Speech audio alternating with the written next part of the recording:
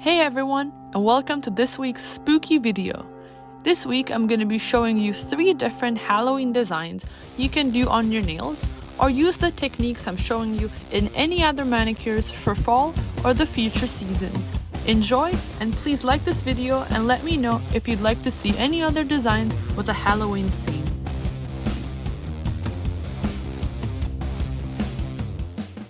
The first design is really funky, and I think the technique can be used in other manicures as well. I'm starting with this pale orange polish on all my nails in one coat. Afterwards, I'm going to apply liquid latex on all my nails. What this does is that it protects the cuticles so that when you get nail polish all over your finger, you can then just peel it off easily at the end, and you don't have to clean anything with a nail polish brush dipped into a remover. Then I'll paint all my nails with one more coat of orange and use the other colors, black, red, and black, and dip them onto that one coat of orange. As the coat is still wet, these colors will naturally spread. I then take a piece of crumbled cling film and use that to smudge the colors together, which creates this very unique marbling effect. You can also try to use aluminum foil, but I found that the cling film is more gentle and you can spread the colors with more control. Don't worry if you get nail polish all over your finger, because we protected that with the liquid latex before. Continue this process until you're happy with the matte marbling. And don't forget, you can always layer the colors until you're satisfied with the look. When you're done, take a pair of tweezers and peel off all the liquid latex. Here's some close-up shots of the finished marbling design, and you can leave the manicure here or add something extra. I chose to add some Halloween stickers in different designs. Here's one of the sets I'm using, but you can use any set that's available, for example on Amazon. To apply these stickers, I peel them off with tweezers and then gently press them on the nail with my finger without destroying the nail polish underneath. For this, I recommend to apply a fast dry top coat on your marbling design before you go onto applying the stickers. After your stickers are on, don't forget to add more top coat to seal them in.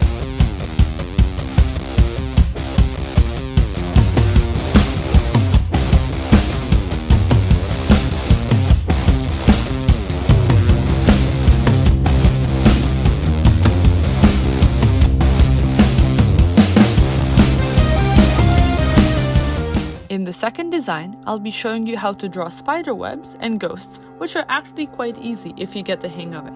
I'm starting with one coat of black, and then I take my white nail striper and draw 3 straight lines starting from the edge of my nail. In between those lines, I'll connect them with a slightly curved line. At the end, I also added one more to just fill my nail. For the ghost, you can use your nail polish brush and do basically a big white smudge.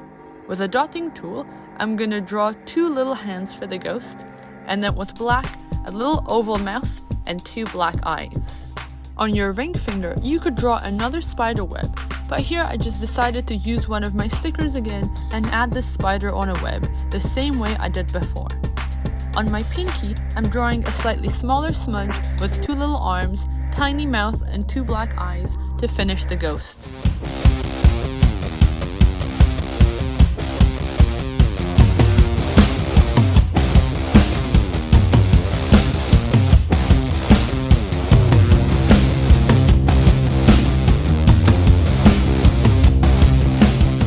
In this last manicure, I'll be showing you how to do the dripping paint or dripping blood on your nails. I'll be using red and black for this and painted alternate nails with those 2 polishes. To do the dripping effect, you want to put 3 dots at different places on your nail and then connect them to the top of your nail with a small thin line. Then you want to fill in the top portion of your nail to make it look like there's paint dripping from the very top.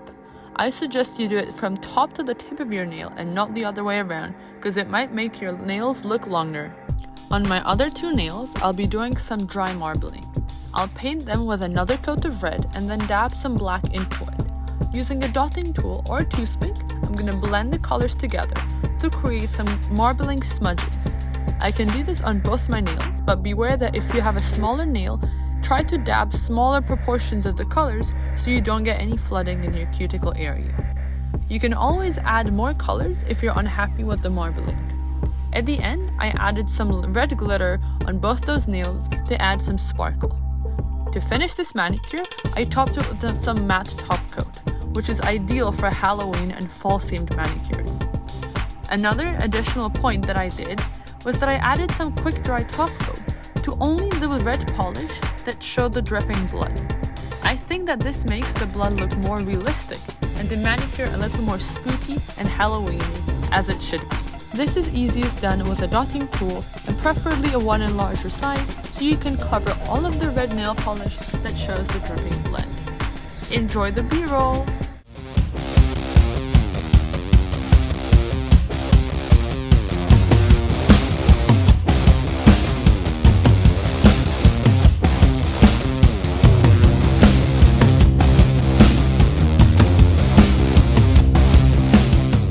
I hope you enjoyed all these looks that I did for you today, and you will try some of them at home. Please tag me in any of your pictures either on my Instagram or my Twitter, and follow me on all my social media accounts. I hope you have a wonderful Halloween and stay spooky.